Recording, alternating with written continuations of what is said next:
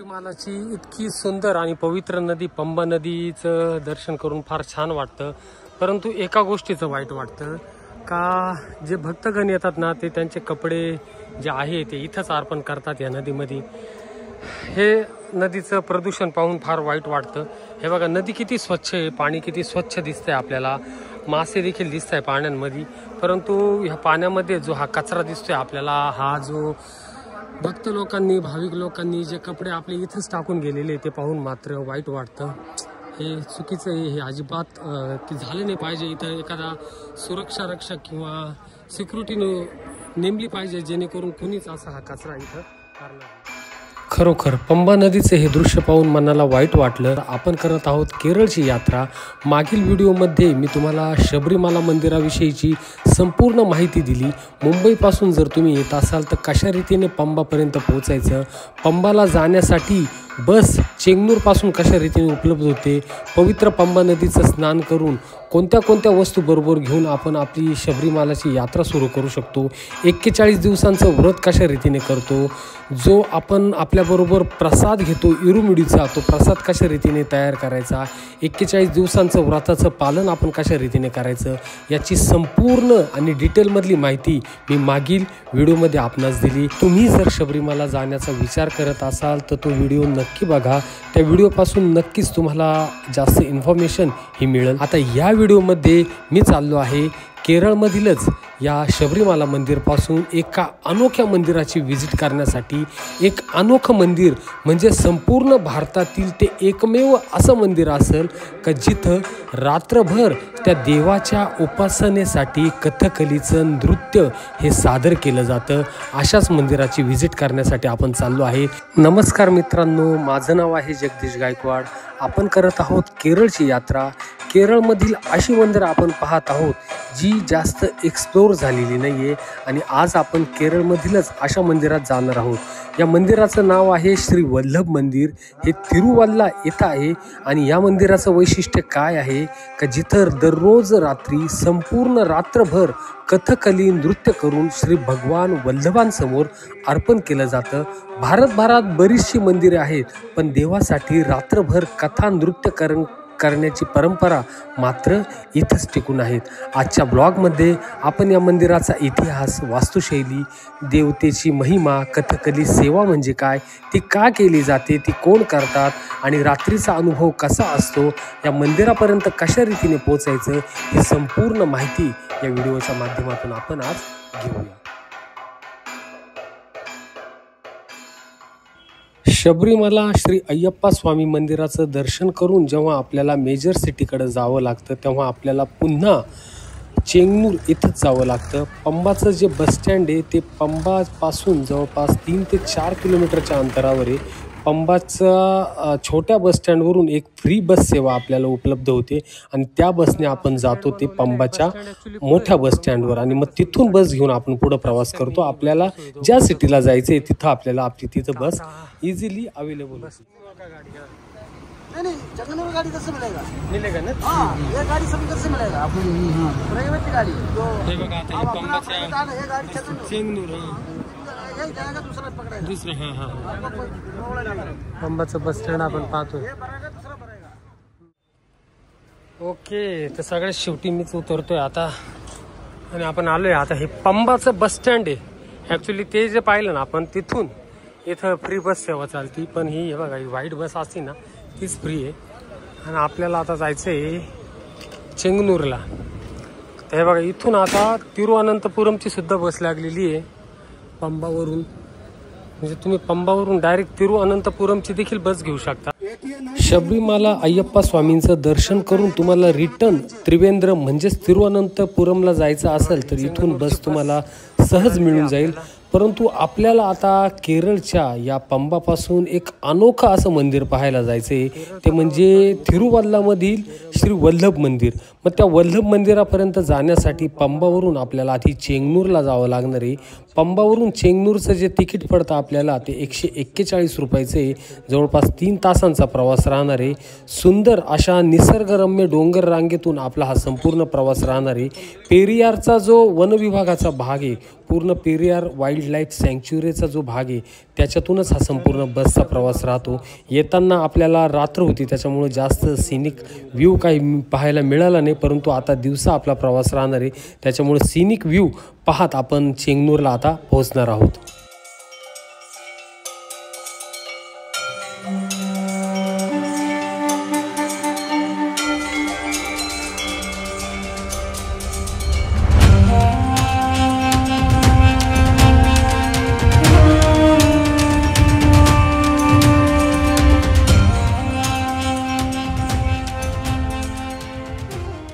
केरळमध्ये आपला आज दुसरा दिवस होता आणि आज दुसऱ्या दिवशी आपण केरळमधल्या टिपिकल थाळीचा आस्वाद घेतला.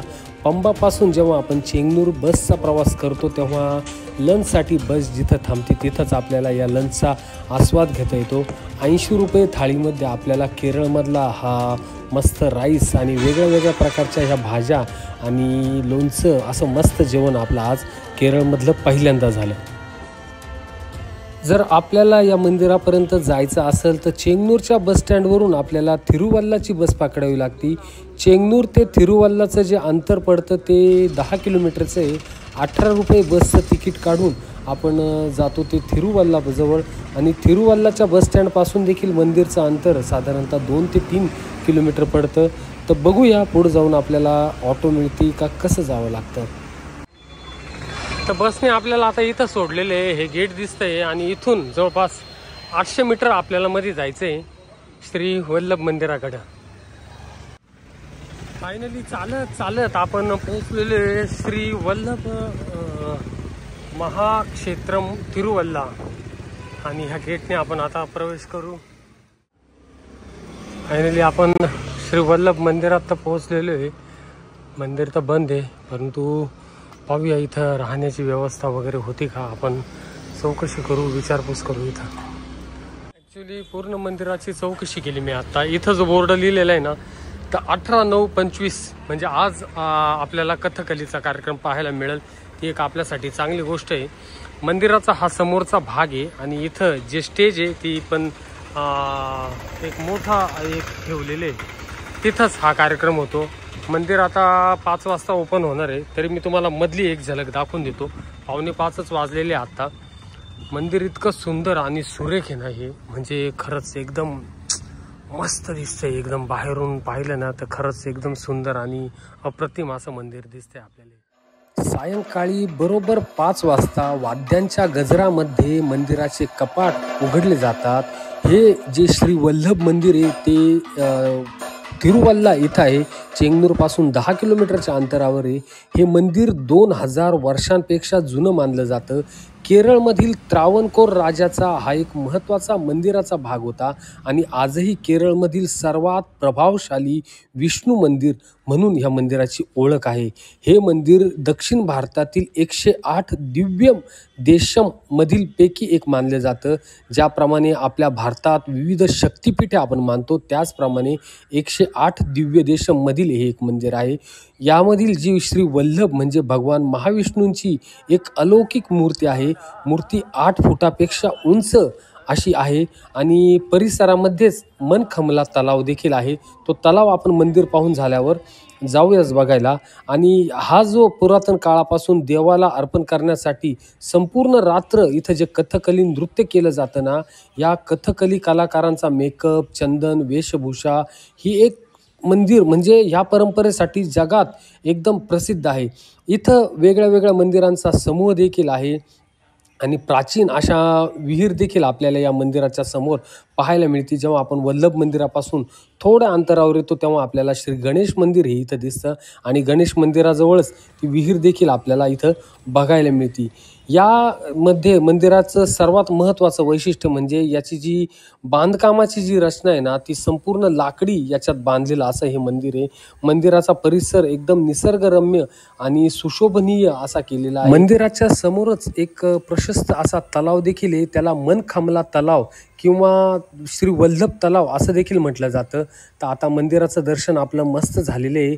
खरोखर मंदिर बघण्याजोगं. याच्यामधली जी मूर्ती आहे श्री विष्णूंची वल्लभ रूपातली खरोखर एकदम देखणी आणि सुंदर अशी मूर्ती आहे.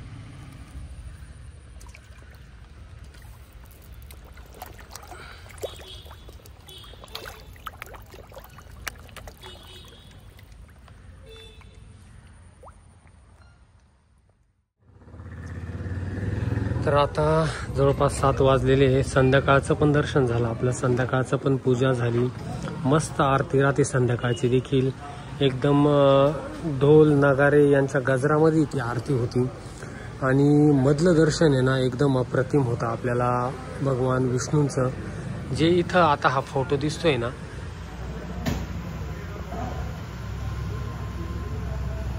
सेम त्याचप्रमाणे प्रतिमा आपल्याला मध्ये दिसते आणि खूप छान असं दर्शन होतं. मध्ये व्हिडिओग्राफी अलाउड नाही, मी मधलं काही दाखवू शकत नाही तुम्हाला. आता जवळपास अजून 2-2.5 तासानंतर ह्या इथं हे जे स्टेज आणि हे बल्ब जे पेटलेले तिथंच हा आपला कार्यक्रम कथकलीचा चालू होईल. बघूया किती वाजेपर्यंत चालतो तो. आणि इथं राहण्याची सुविधा वगैरे काही झालेली नाही माझी का, तर विचार केला मी ठीक आहे म्हटलं काही राहण्याची सुविधा काही झालेली नाही, परंतु पाण्याची सोयमध्ये आहे आणि वॉशरूम इथं जवळ मंदिराच्याच बाहेर बॅक साईडला इथं वॉशरूम देखील आहे. आणि जेवणाचं कसं आहे, इथं जेवण इथं बाहेर समोरच ज्या चौकातून आपण मध्ये आलो त्या चौकातच एक हॉटेल आहे, तिथंच आपलं जेवण वगैरे झालेलं आहे. तर कार्यक्रम सुरू झाल्यावर मी तुम्हाला दाखवतो. आता माझी बॅग मी इथंच ठेवलेली आहे मंदिराच्या त्या कोपऱ्यामध्ये. आणि कथकलीसाठी जे तयार होतात ना त्यांचा रूम देखील इथं मंदिराजवळच आहे.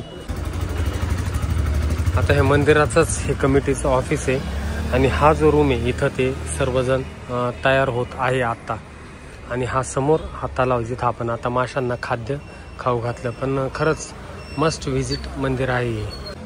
जिथं हा कथकलीचा प्रोग्राम होतो वल्लभ मंदिरामध्ये, ती जागा मी तुम्हाला दाखवतो.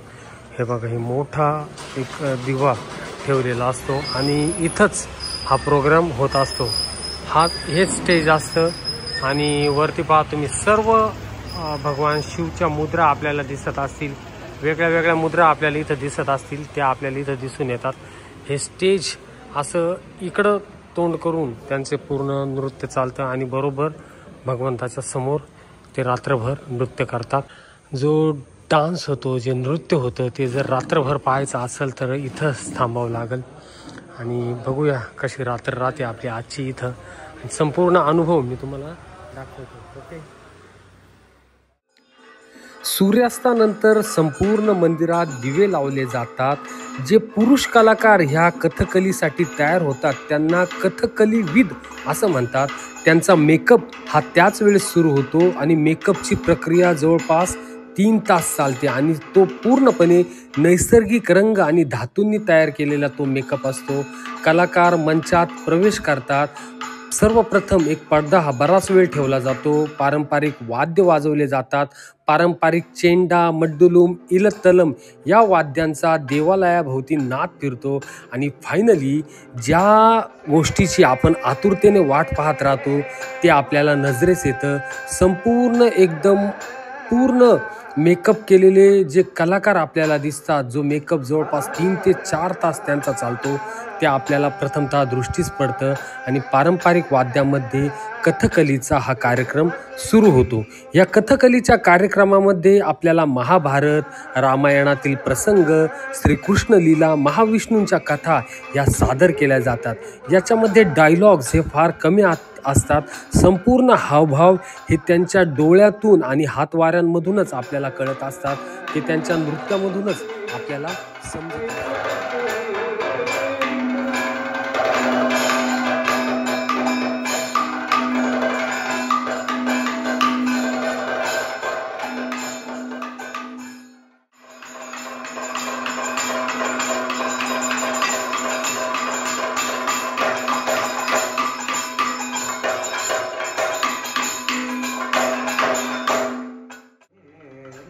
केरळमधला पारंपरिक हा नृत्य म्हणजे कथकली आणि या कथकलीची सुरुवात मुख्यतः राजा शेखर वर्मा आणि कालिकोटचे राजा सामुथिरी यांनी केली.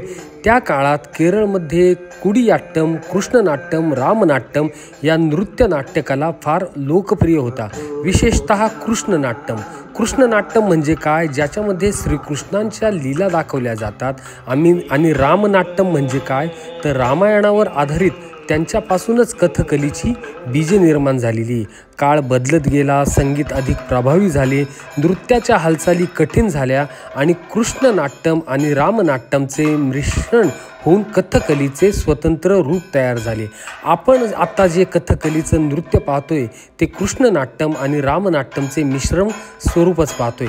हे कथकलीचे वैशिष्ट्य काय काय आहे तर आता हे जे कलाकार आपण बघतोय हे पुरुष कलाकारच परंपरागत सर्व स्त्री पुरुष भूमिका करतात.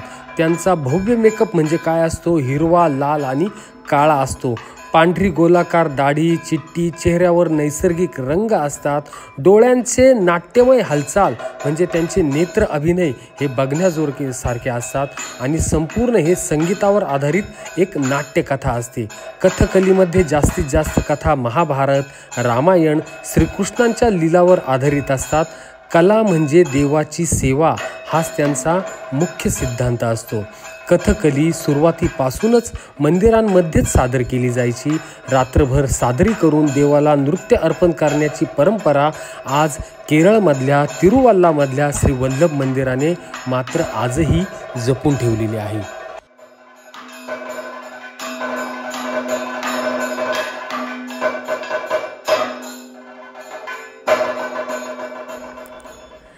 जीवनातील पहिला अनुभव असा होता की पहाटेचे 2 वाजले तरी कळालं नाही.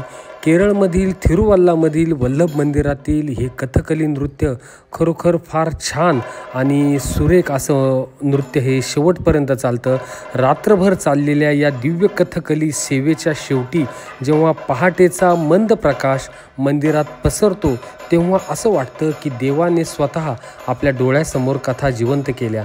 येथील प्रत्येक ध्वनी, प्रत्येक नृत्य, प्रत्येक भाव हे फक्त कला नाहीत तर भक्तीची जळणाऱ्या दीपमाळा आहेत. श्री वल्लभांच्या चरणी अर्पण होणारे हे नृत्य पाहताना मन नकळत नम्र होतं आणि आपणही त्या दैवी प्रवाहाचा एक छोटासा भाग बनतो.